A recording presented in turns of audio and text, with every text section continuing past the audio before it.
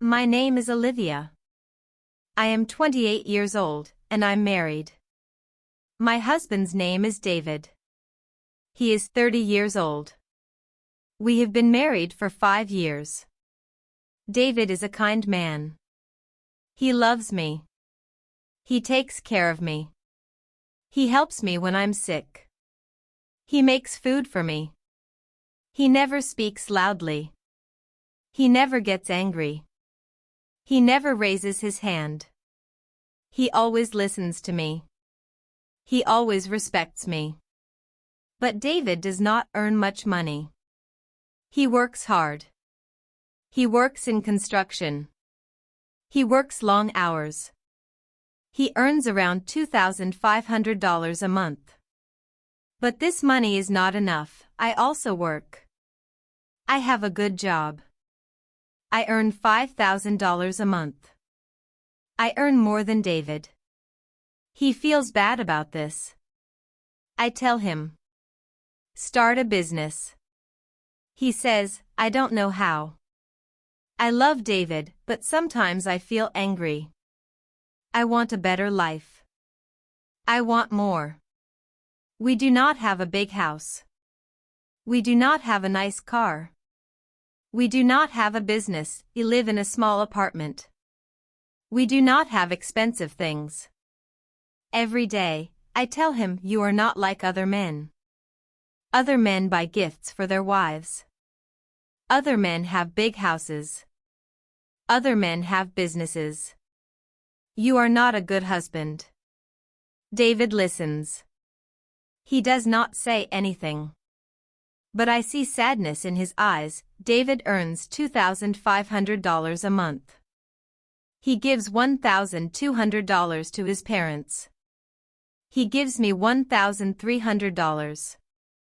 It is not enough. I need more. I feel sad and angry. One day, David comes home late. I ask him, where were you? He says, I was looking for another job. I feel happy. Did you find a job? I ask. He says, no, but I will keep trying. The next day, David wakes up early. He goes out before sunrise. He comes home after sunset. He looks tired. He says, I found a second job. I will work at a restaurant at night.